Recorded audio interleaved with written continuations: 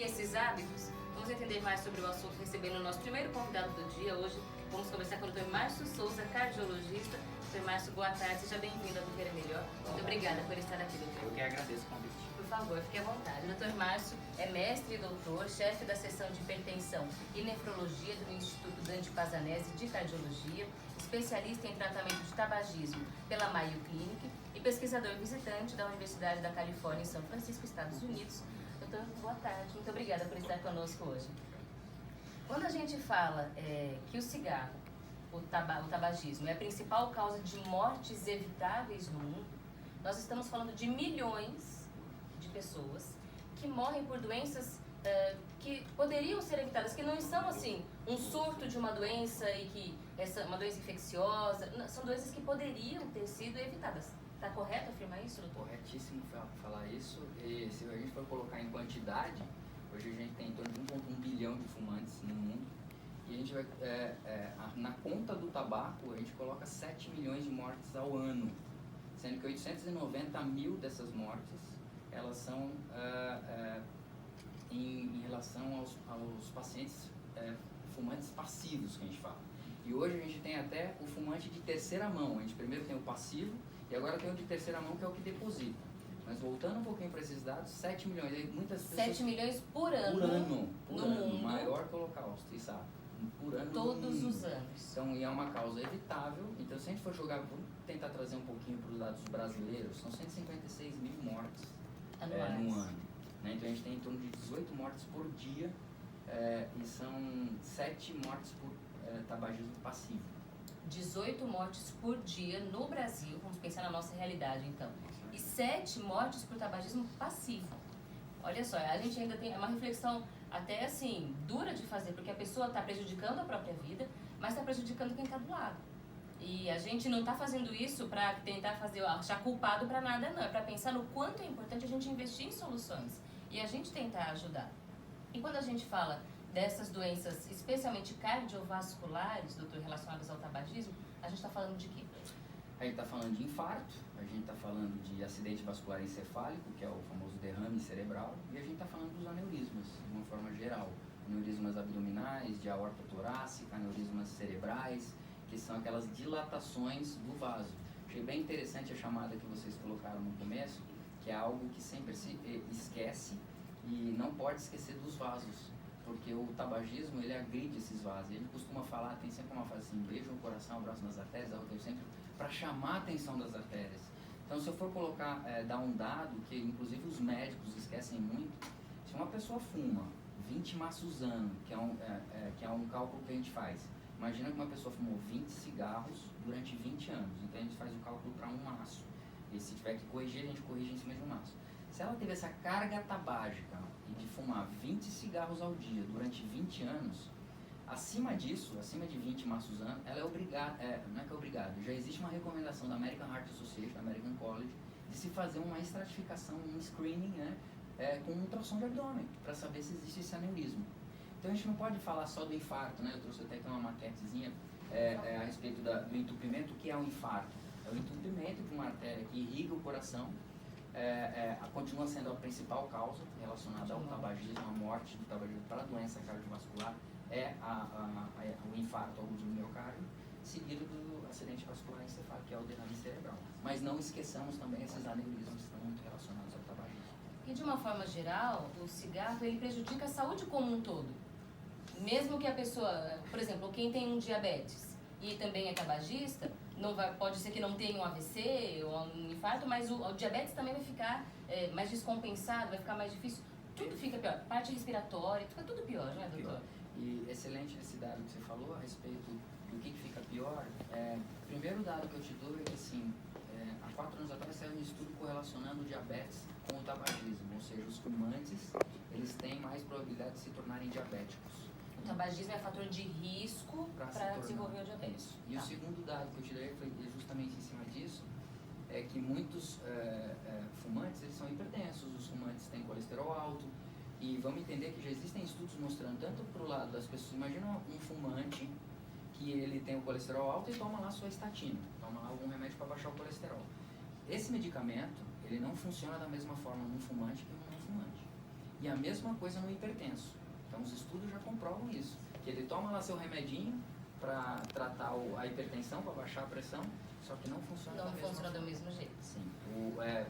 Hoje, os últimos dados, a cada 2 anos existem um grupo de farmacologistas que vão revisar a quantidade de substâncias do cigarro. Sim. Quais os componentes que tem no cigarro? Costumam falar nos grupos o seguinte: você vai num sacolão, num mercadinho, e você vai pegar um pacote de macarrão, você vê lá ingredientes: ovo, farinha, né, água. Por que o cigarro não tem? Aí normalmente a gente fala assim, não, porque não cabe, não vai colocar 8.000 substâncias. Hoje essa conta já está em 9.600 substâncias. 9.600 por esse em um cigarro. Em um cigarro. A gente foi perguntar isso, inclusive, nas ruas para as pessoas. Será que elas têm ideia disso, de quantas substâncias estão ali e dos prejuízos que elas estão sofrendo quando expostas ao cigarro, indireta ou diretamente? Vamos ver as respostas. O programa Viver é Melhor. Os dele na saúde são inúmeros. E para todo o corpo. O câncer de pulmão é o mais famoso, com certeza, mas tudo muda. A parte emocional, a voz do tabagista muda, o paladar, o cheiro. Às vezes ele nem percebe mais, mas ele exala aquele cheiro o tempo todo. A parte financeira, se a gente parar para fazer uma conta de quanto essas pessoas gastam com cigarro, é muito dinheiro, dá para fazer tanta coisa com isso. Então, é toda a saúde que fica impactada. Mas é também um desafio complexo. Assim como os impactos são muitos, os fatores que prejudicam ou que atrapalham o sucesso do tratamento também são muitos. O Dr. Márcio falava sobre isso há alguns blocos aqui no Viver é Melhor. O quanto é uma doença complexa. Doutor, muito obrigada por continuar conosco aqui na Boa Vontade TV.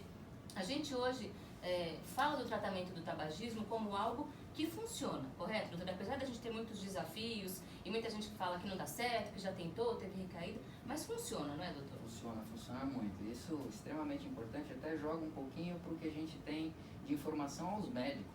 Um negócio interessante é que na faculdade de medicina não existe algo curricular. Pertence à AMB, a SUCESP, a AMP, a Associação Médica Brasileira, e a gente está tentando colocar isso no currículo do MEC. Porque o médico, a gente vai ter um congresso agora da SUCESP, que vai ser no dia 20 a 22 de junho, agora, daqui a pouquinho, daqui a 20 dias, o próprio médico não sabe tratar. Viver é Melhor de volta pela Boa Vontade TV. Um grande abraço para o seu Juarez Costa dos Santos, que está acompanhando a gente lá em Gravatá, no Pernambuco, assistindo a programação da Boa Vontade TV. Seja sempre muito bem-vindo, seu Juarez. Ele ligou especialmente para agradecer por ter recebido a revista Jesus Está Chegando, a revista ecumênica da religião de Deus, do Cristo e do Espírito Santo. Que bom que o senhor recebeu essa revista e tenha sempre na sua casa esse hábito do estudo, de ler algo que faz bem para o senhor. Isso promove a saúde de forma completa. Muito obrigada por estar na nossa audiência. E um abraço também para Nínive de Almeida, telespectadora querida de Minas Gerais, que mandou uma pergunta para a gente. Nínive, a gente já fala sobre esse assunto aqui com o Dr. Márcio, que vai explicar mais sobre esse tema no Viver é Melhor de hoje. Perdão, mas doutor, eu queria retomar esse bloco especialmente falando sobre os jovens. A gente hoje tem um acesso muito mais fácil às drogas lícitas, apesar de serem proibidas na venda para menores de 18 anos, mas muitas vezes eles têm acesso ao cigarro e ao álcool dentro de casa. Não são eles que compram, mas está ali acessível e muitas vezes incentivado pela família. São questões sérias, sociais, que a gente tem que discutir. Agora, um dado da UNICEF aponta que 17% dos jovens da América Latina fumam diariamente na América Latina. E de acordo com o Ministério da Saúde, 1,8 milhões dos brasileiros entre 12 e 17 anos já experimentou o cigarro. Entre 12 e 17 anos. São muitos jovens que têm acesso a substâncias muito cedo, não é, doutor? Exatamente. Como você falou, o início muitas vezes é estimulado pela própria família. Teve um relato outro dia no Facebook em que o rapaz o senhor já tinha parado de fumar e ele falava assim que eu comecei a fumar acendendo cigarro com meu pai. Então meu pai pedia para acender o cigarro. Então assim, às vezes parece que é uma coisa simples e não é, né? Então assim, você já está estimulando. Então nós somos um exemplo. A média de início de idade no país é de 16 anos de idade. Isso é dados brasileiros. A gente sabe internacionalmente também que o tabagismo é uma doença pediátrica, como você falou, porque 90% dos fumantes começam antes dos 19 anos de idade. Então, 90%? 90% abaixo dos 19 anos de idade. Então, tudo numa faixa de adolescência. E esses dados chamam a atenção para outras vias que hoje a gente tem começado. Né? O narguile, tem um outro exemplo para dar, porque assim, a gente às vezes na mídia social, você vai colocar os malefícios. Você uma sessão de narguilé de 2 horas, lembra do monóxido de carbono que eu falei? Ele chega a ter 100 vezes mais monóxido de carbono por conta do carvão. Então, assim, é claro que você não acende o tabaco como no cigarro. Ele é um forninho. Porém, ele tem combustão sim, gera menos substâncias, mas vamos para o lado do monóxido de carbono, 100 vezes mais. O adolescente ele fica intoxicado, existem relatos inclusive de morte por conta de intoxicação por monóxido de carbono. Depois de uma sessão de narguilé. Então, se você está fumando 100 horas, está dizendo, não, aqui tá gostosinho, né? Então, é sabor de chocolate, sabor de melancia. Então, a pasta vem com sabor. Pergunta para qualquer fumante de mais de 20 anos se ele está preocupado com o sabor do cigarro ou se ele quer apenas a droga. Ele não quer o sabor do cigarro. Então a sedução do sabor vai em cima dos adolescentes. Por quê? Porque a indústria... Porque é o início da dependência. A indústria do tabaco sabe o seguinte, cada vez que ela oferece para 4 adolescentes, um vai fumar. Então ela precisa substituir as mortes que o cigarro causa. São 7 milhões de anos, como é que senão a indústria acaba? Então, business, né? Então o dinheiro vai atrás dos consumidores. É a realidade. A gente tem que saber que essa é a realidade que a gente está convivendo. Não é para tentar fazer da vida mais feliz, não. E a gente tem que mostrar isso para os jovens, porque associou-se muito ao lazer e à diversão, ao cigarro, ao álcool. E quando tem essa combinação, então, na juventude, a saúde cardiovascular desse jovem, apesar de ele estar no auge do rendimento, né? Bom fôlego, tudo, mas não vai ser para sempre assim, não é, doutor? Exatamente. E o problema é que assim, ele está no auge, ele se sente imbatível, dirige em alta velocidade, usa álcool, usa cigarro, usa outras drogas, porque ele sente que o organismo dele tá bom.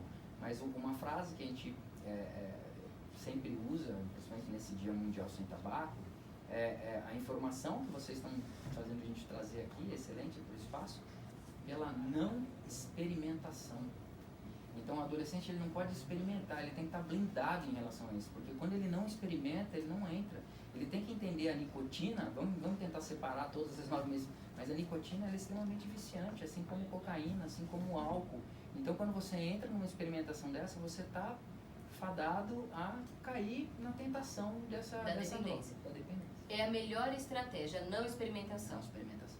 Não tem dose segura de cigarro, nada, assim como de álcool. Não existe dose segura. Não existe nível seguro de nicotina, então assim, já se tentou fazer tudo que é tipo de estudo com baixa dose de nicotina, cigarro, inclusive foi uma estratégia da indústria, né? A indústria, cigarros light, que hoje já não existem mais no mercado. Mas qual foi o que a indústria queria? Justamente, se você fuma 10 cigarros juntos, você tem a mesma quantidade de nicotina. Então, o que o fumante dependente fazia? Se ele fumava um cigarro do normal, ele acabava fumando 2 cigarros do light, porque o que o cérebro dele pedia? A quantidade de nicotina. Então, isso tem a ver com farmacologia, com dependência química. Então, isso foi uma estratégia da indústria de tentar pegar mais consumidores. E a dependência química, sem discussão, não é, doutor? É uma doença. É uma doença. Então, o grande problema do tabagismo é que é uma dependência complexa. Porque é uma dependência química, física, psíquica, hábito. Então, tem tudo misturado. Tem clube, hoje tribo, né? Então, tem a tribo. Algo que precisa ser quebrado. E é difícil, porque quando ele começa, o que a gente gosta sempre de apontar, assim, e a gente cita N exemplos, está dentro do hospital, não espere para parar, né? Então acho que a outra mensagem é não experimentação para aquele que está a tentar prevenção, especialmente na juventude, isso, né? E o não espere para quem está fumando. Não espere um infarto, não espere um acidente vascular encefálico, não espere um câncer de pulmão, porque depois que ele está diagnosticado, tudo muda, né? Então assim, correr atrás de um prejuízo desse é bem mais complicado. A gente sabe que o tratamento para o cigarro tem bases comuns, mas tem questões que são bem específicas. Para a mulher funciona mais um tipo de coisa, para homem outra. Para o jovem, tem alguma orientação específica? O que o senhor percebe no dia a dia com os jovens tabagistas que querem parar de fumar? O que funciona mais? Porque a gente sabe que para o jovem não adianta ficar dando sermão. Pai e mãe gritando dentro de casa, falando para com isso, aquelas coisas. Não funciona. O que funciona para o jovem? Não só para o jovem, mas para o fumante que quer largar de uma forma geral, seria a autonomia. né? Então, assim, você faz ele entender o que é a dependência da droga e dá autonomia no seguinte sentido. Hoje a gente sabe por estudos que o tratamento ele se faz em cima de uma terapia cognitivo-comportamental, então você tem uma base de Mudança de forma de hábito, viver. de forma de viver. E a gente sabe que hoje a medicação ela acaba dobrando ou triplicando a chance de parar, por isso que no SUS existe, a medicação você consegue no SUS. Então, gratuitamente, então você tem tanto comprimido como adesivo de nicotina, a gente consegue fazer os dois, então a gente tem esse suporte. Porque se eu falo que eu dou um adesivo de nicotina e eu já dobro a chance para parar de fumar, eu preciso auxiliar dessa forma. Então, você comentando da ajuda, é exatamente nesse sentido. Então, procurar ajuda é extremamente importante. Que a gente vai saber em que momento que vai entrar, se vai entrar com alguma medicação, se não vai entrar com alguma medicação, se vai ficar. Então, por exemplo, adolescentes, nós não temos estudos mostrando que exista benefício e a gente não utiliza medicamento em adolescente. Então, a gente não usa nem terapia de reposição de nicotina, existem alguns pequenos estudos, mas não se utiliza. Aí vai mais a conversa mesmo. A informação. Não há dúvida que isso está o tempo inteiro trazendo para os grupos, explicando o que é a doença, explicando o que pode vir a acontecer, que não adianta ele ficar batendo no peito, porque hoje as pessoas que fumam, que têm 45 anos, 50 anos e que estão na prisão, porque hoje essas pessoas que querem largar o cigarro estão presas no cigarro, e é um desespero. Então, fazer eles entenderem a visão de quem está tentando largar de fumar é lá para o jovem, para o adolescente. Fala assim, olha, não entra nessa, porque lá na frente você vai ver o que é prisão. O que hoje eles vendem como liberdade, não, faz o que você quer, ser descolado. Não, lá na frente é prisão e doença. E é isso que a gente quer evitar, né? Precaução. E a gente tem que conversar sobre isso. Tem que compartilhar informação, sempre dessa forma. Conversando, buscando oferecer ajuda. A gente vai no próximo bloco falar bastante de tratamento e a gente vai responder a pergunta da Nínive. Não esqueci não, hein, Nínive? A gente traz a sua dúvida no próximo bloco. Peço licença mais uma vez ao Dr. Márcio. Nós vamos continuar pensando exatamente nessa força que a gente tem que ter. Não adianta ser... É uma questão interessante perceber isso, porque é um problema que não é novo. A gente já há bastante tempo conhece essa informação de que o cigarro é prejudicial. A gente sempre relembra, né, na história, quando a propaganda era de que isso era glamouroso, de que abria os pulmões, facilitava a respiração. Já faz tempo que a gente derrubou esse tipo de informação. É prejudicial, é letal. As pessoas têm um pouco de informação, né, doutor, pelo que a gente percebeu.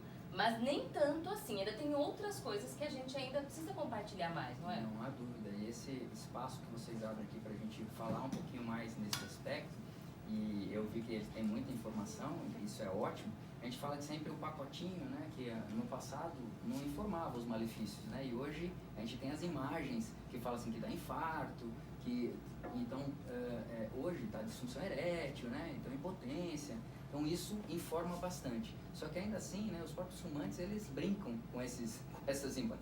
Eles até escolhem o maço pelo tipo da foto, já escutei essa... Escolhem e assim, alguns indícios também mostram que já existem pesquisas para saber qual que gera mais impacto nos fumantes.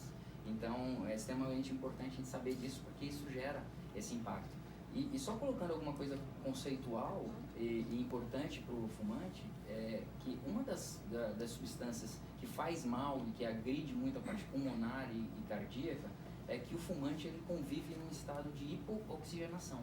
Então, o que acontece? Uma das substâncias que tem no cigarro chama monóxido de carbono, que é o CO. Esse monóxido de carbono, ele não chega para lá no oxigênio. Então, o fumante, ele, quando ele traga o cigarro, o monóxido de carbono, ele, não, oxigênio, não fica aqui que quem vai entrar sou eu.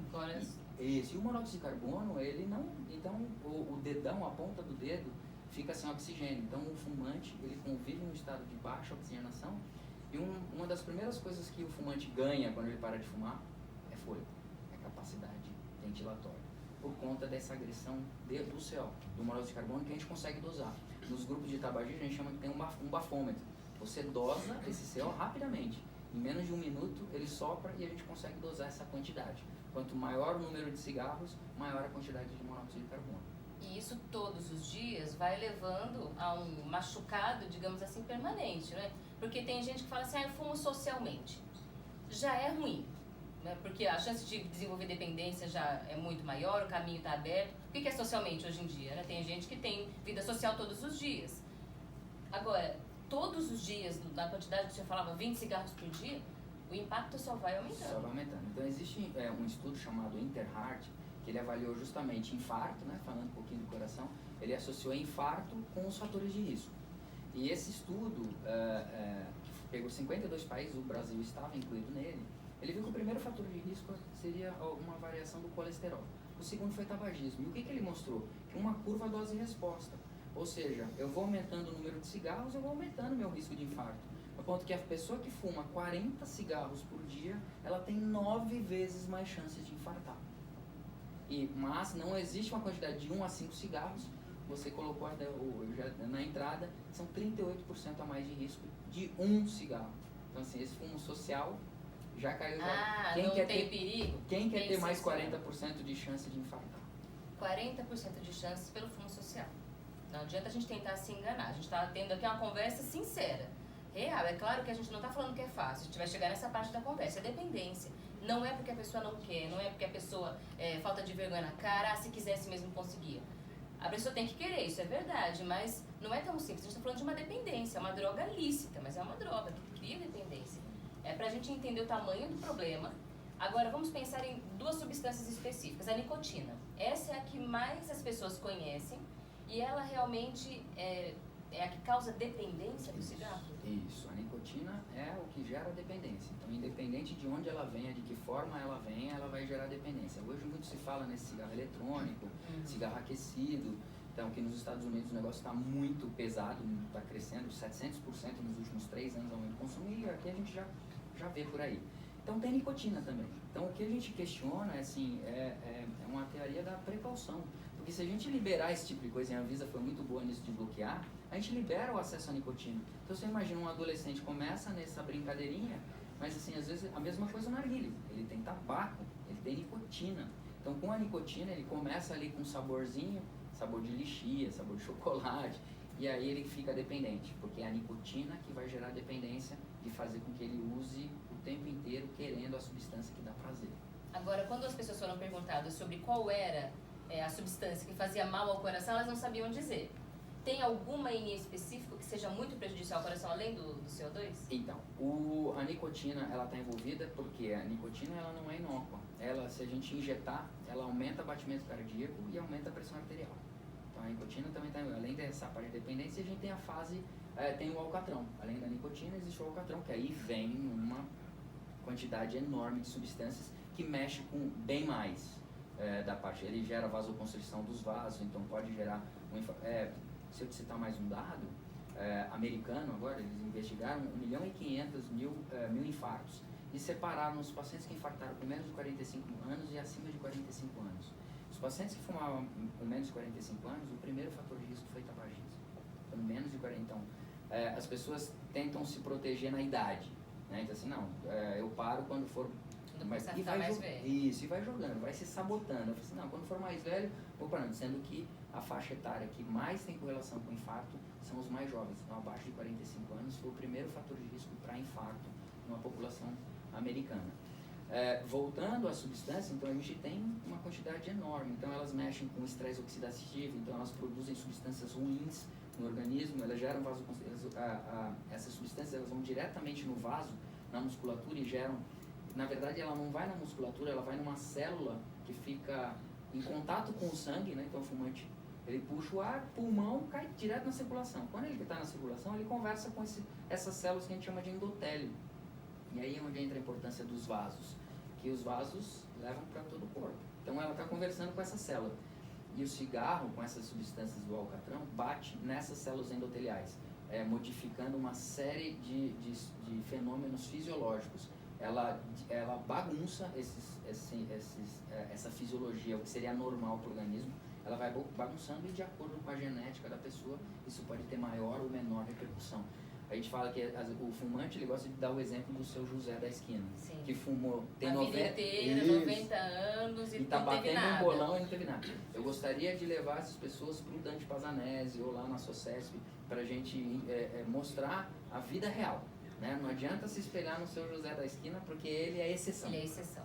E a gente não tem como saber quem é exceção e quem não é. Não. Esse é um ponto importante, porque a gente fica, assim, né? Quando você quer justificar o tabagismo, nós já recebemos perguntas desse tipo aqui no Viver é Melhor. Sempre tem aquele caso da pessoa que não teve nada, mas tem muitas outras que têm muitas complicações.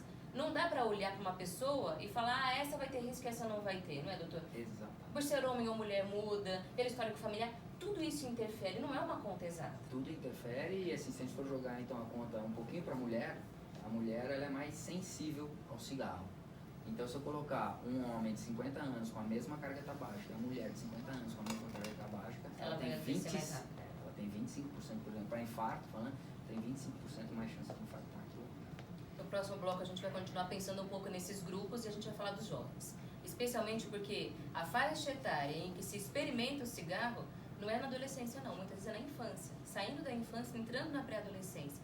Como é que a gente vai evitar que isso aconteça? Cigarro eletrônico não é seguro não, essa história de que é melhor o cigarro eletrônico do que o cigarro de verdade, as pesquisas fora do Brasil já estão mostrando que é pior, porque aí é que ele vai sim ter uma chance maior de ser tabagista. Narguilha é inofensivo? Também não, o doutor já falou que não.